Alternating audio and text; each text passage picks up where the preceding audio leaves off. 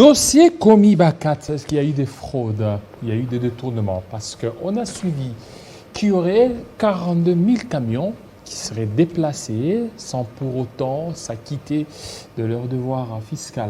Nous allons en parler avec M. Dieudonné Moukalaï. Bienvenue. Bienvenue, Jean. Journaliste d'investigation? C'est vous? Journaliste expert. Voilà, journaliste expert. Et aussi M. Brunel Kachi. Bienvenue. Merci, chers collègues. Voilà. Je me permets également de saluer tout le monde qui nous regarde actuellement à travers la République. Voilà, on voit avec des documents là, des dossiers. Voilà, monsieur Brunel Kachi, qu'est-ce qui se passe avec cette histoire des Comiba 4? Ça salit encore l'image de Fifi Masuka, gouverneur AI de là-bas. Ça ne salit pas l'image, c'est justement les bruits des feuilles mortes. Aujourd'hui, les réseaux sociaux ont donné les droits des paroles à tout le monde. C'est tout à fait normal que tout le monde aujourd'hui qui se sent mécontent ou qui est frustré par les gestions quelconques, qu'il puisse justement s'exposer sur la place publique, et c'est de cette manière. Et vous savez aujourd'hui que les hommes politiques sont en train d'utiliser certains individus lesquels acceptent d'être manipulés ainsi pour jeter des discrédits sur la personnalité des personnes responsables dans ces pays. Donc, monsieur Moukalaï, il y a eu 42 000 camions qui ont eu à traverser, c'est qu'il y aurait beaucoup de fraude par rapport à ça. Bon, ce sont des chiffres que nous apprenons ici à Télé 50. Des chiffres? Oui, des chiffres en termes de camions. Mais jamais que vous apprenez sur Télé 50? Oui. Ou sur des réseaux sociaux? Voilà, ce rapport n'a jamais été déballé. Moi, je pense que nous sommes appelés à être journalistes pour éduquer, pour donner la bonne information. C'est la raison pour laquelle vous m'avez vu sur ces plateaux de Télé 50. Donc nous devons faire un bon travail de qualité. Et je ne pense pas qu'une investigation peut être élaborée dans l'espace de 3-4 mois. 42 camions. Aujourd'hui, on met à la charge des Fifi Masuka. Mais nous avons des secrets. Parce qu'elle est gouverneure et qu'elle Voilà. est en train de peser Nous avons des secrets. Nous savons, parmi les gens qui ont fait ce rapport, que moi j'appelle un rapport fomenté. Qui sont ces gens? Les confrères, c'est eux qui ont été reçus sur ces plateaux. Il y a l'un qui travaillait avec, avec une coopérative, la CEDEM, gérée par le ministère des Mines. Est-ce qu'il a travaillé longtemps, 2 ans? A-t-il déjà fait un rapport pour dire comment CEDEM sortait les camions et l'argent était destiné où? Est-ce qu'il y en a des preuves? C'est ça le problème. Aujourd'hui, parce que nous avons des preuves, tout est canalisé. Monsieur Jean-David, excusez-moi de vous appeler Jean-David. Oui, allez-y. Voilà. Oui, le problème, c'est que nous devons voir, lorsque la dame est en train aujourd'hui de faire maintenant la traçabilité des choses, mettre les choses au sérieux. C'est ça le problème. Parce qu'à l'époque, les minerais sortaient comme on voulait. Moi, je connais, nous avons même des dossiers pour lesquels vous voulez parler, on vous dit, non, laissez d'abord. Voilà, on arrive. Monsieur Brunel, est-ce que la coopérative Comiba 4 s'était vraiment acquittée de tous ses droits? Voilà, je crois que c'est la grande question qui divisait et qu'actuellement, si tout le monde a pris le courage aujourd'hui de parler de ces sujets, c'est justement qu'un certain compagnonnage des confrères se déclarant d'investigation, bien sûr par clandestinité, parce qu'ils n'ont aucun document attestant qu'ils sont journalistes d'enquête. Je crois qu'aujourd'hui, nous devons élaguer les malentendus et à partir de ce soir, avec l'audience qu'a Télé 50, nous allons élaguer ces malentendus et tout le monde va voir la véracité et va comprendre qu'il y a des tireurs, des ficelles, certains rois Manitou qui envient également aujourd'hui les postes des gouverneurs, mais qui procèdent par des manœuvres tout à fait frauduleuses et irresponsables. Je vous présente ici, aujourd'hui, les bordereaux des paiements, bien sûr, des taxes, parce que dans ces contextes, on vous a parlé ici de ce qu'ils ont qualifié des redevances minières, mais aussi des taxes. Je me suis demandé comment des confrères journalistes pourraient se déplacer, parcourir à peu près plus de 2000 ou à peu près 2000 km pour venir propager des mensonges ou vulgariser les insuffisances ici. En parlant de la redevance minière, c'est la coopérative minière ne paye pas des redevances minières. Ce sont les entités de traitement des minerais bruts. qui paye ce qu'on appelle la taxe, ce qu'on appelle la redevance minière. Que donc, vous comprenez justement que c'est justement une précision, un mensonge monté, mais qui n'a pas été bien étudié.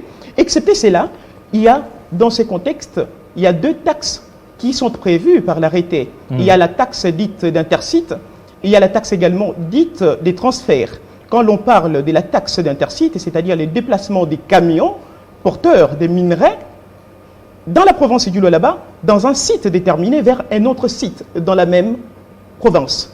Et quand on parle des transferts, c'est de la province du Lualaba vers une autre province. Et là, la taxe revient à $250 par camion.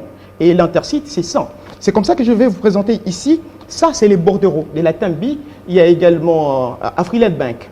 Là, si vous le remarquez très bien, je vais vous déposer ça. Il y a 4 camions.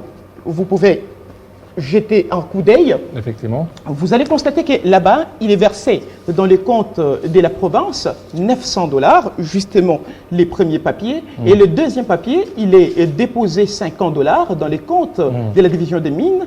Et le troisième papier, il y a $50 dans les comptes de la Derlou, bien sûr, pour les pénalités et autres là. Et lorsque vous faites la sommation, vous avez $1000 en raison des 4 camions, 250 par camion. C'est l'exemplaire des bordereaux que je suis en train de vous présenter. Nous avons également un autre bordereau ici. Il s'agit cette fois-là, disons, nous avons les bordereaux ici d'intercite. Et ça, c'est l'intercite. L'intercite, c'est-à-dire le déplacement justement de minerais dans la province. Là, vous avez, disons, là-bas, c'est 7 camions. Vous pouvez également en avoir.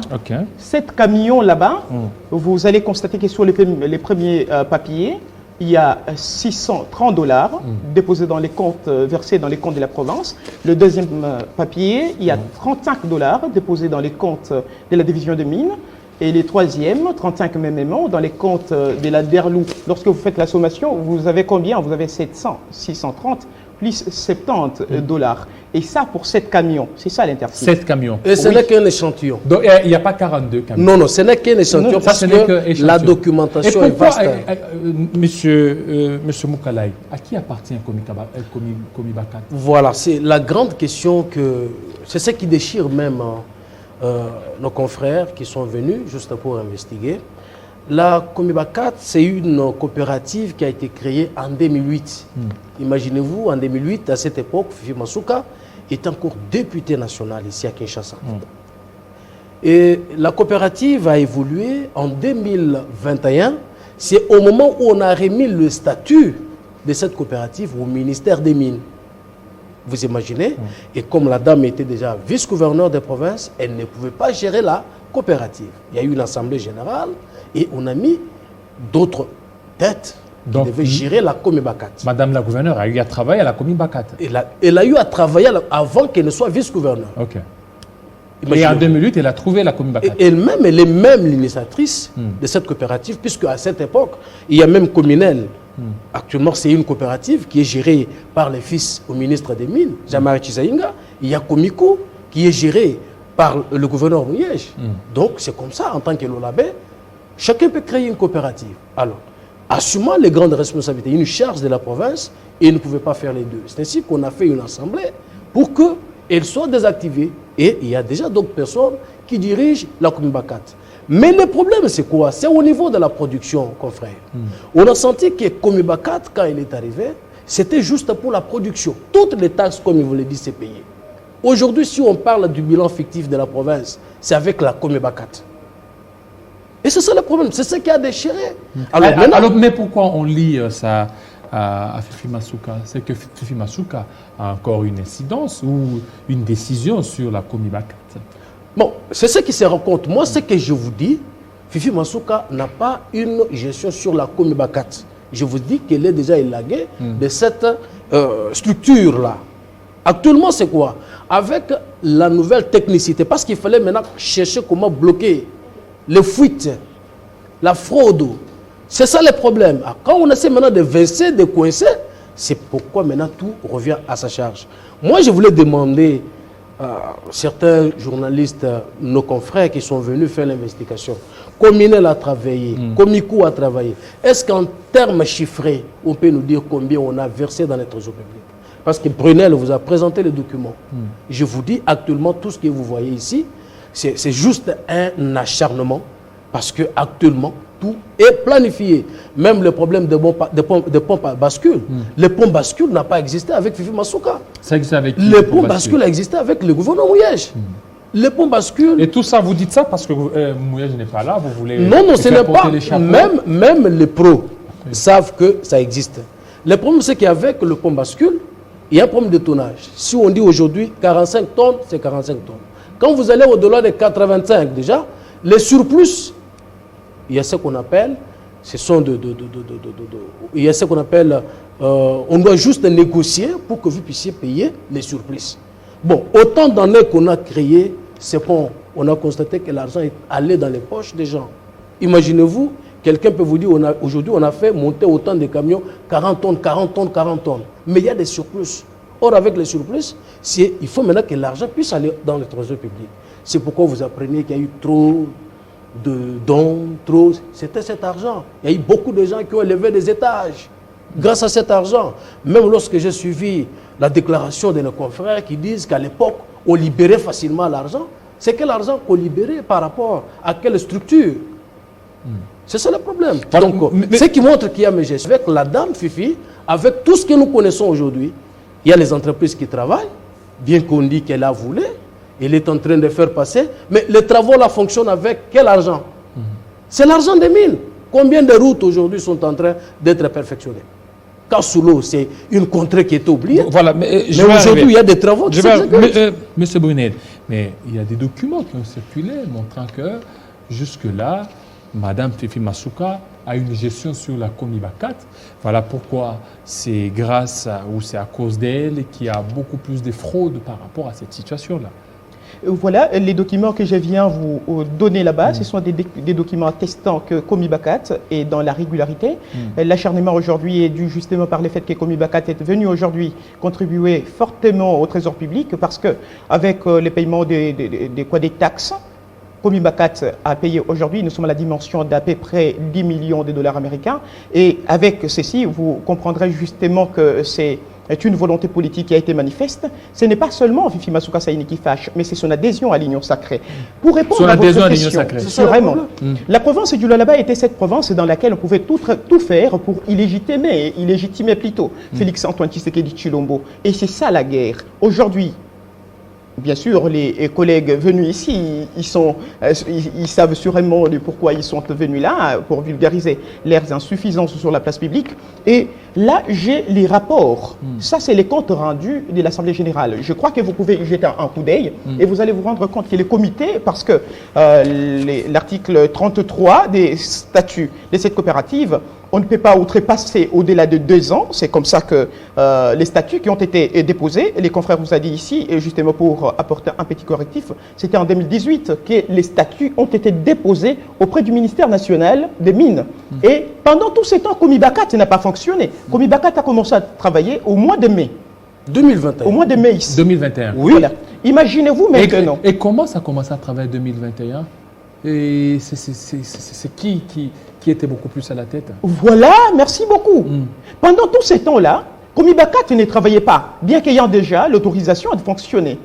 Et là, il y avait des coopératives qui étaient sur terrain. Bien sûr, ici, nous ne sommes pas venus pour attaquer qui que ce soit, ce serait renverser la pyramide et l'immaturité totale. Nous sommes ici pour parler de la dignité parce que nous sommes venus au moins officiellement. Les autres sont venus en clandestinité. Je les répète parce qu'ils n'ont aucun document attestant qu'ils sont enquêteurs. Ils font les journalismes critiques. Ce sont des journalistes d'investigation. Non. Qu'est-ce qu'il est pour vous? Non. Ils ont mené les investigations sur ça. Je vous dis, chers confrères, qu'ils mènent ce qu'on appelle journalisme d'investigation. Un journalisme plutôt critique, c'est un genre journalistique. Parce que quand vous parlez de l'investigation, c'est un genre journalistique, bien sûr, consacré à la durée des temps, consacré au travail sur un sujet déterminé et des recherches approfondies. On interroge les différents experts. Mais ici, ils étaient au conditionnel. On peut pas faire un travail de 3-4 ans. Vous comprenez justement que ce sont des agités. Et c'est renverser la pyramide si nous devons rentrer dans leur lignée. Mais je dois vous dire aujourd'hui que Fifi Masuka Saini est venu délivrer la province du Lualaba.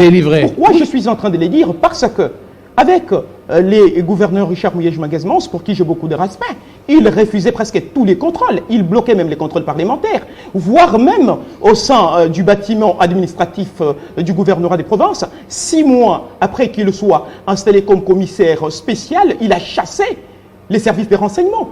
Pourquoi? Parce qu'il pensait que ces services seraient venus l'espionner. D'où, aujourd'hui, avec Fifi Masuka Saini, si vous venez dans la province du Lualaba, qui n'est pas d'ailleurs un État dans un autre, pour que vous ayez besoin des passeports pour venir, venez, vous allez palper du doigt les réalisations actuellement. Il y a des infrastructures, il y a les éclairages publics, il y a beaucoup de réalisations actuellement avec Fifi Masuka Saini. Et c'est pourquoi la population l'appelle affectueusement Fifi Béton. Ce n'est pas nous qui avons donné ce nom. Fifi Béton. Affirmatif.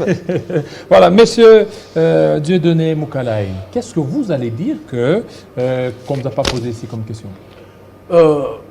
Ce que moi je veux dire, c'est que la dame la plus forte pour le moment, pour l'essor du Lualaba, dans le cadre de la gestion transparente, c'est Fifi Masuka. Gestion transparente. Gestion transparente, tout clair. Il Elle n'a jamais qu'il y ait encore un franc. de comptes Parce que expertise je suis par rapport à ça, des comptes expertise par rapport à cette enquête, pour savoir si réellement il y a la transparence. Hein. Il y a la transparence parce que c'est la raison pour laquelle je suis venu. Nous tous, nous sommes des journalistes. Je ne le dis pas parce que je vois les œuvres. Je vois les œuvres de Fifi.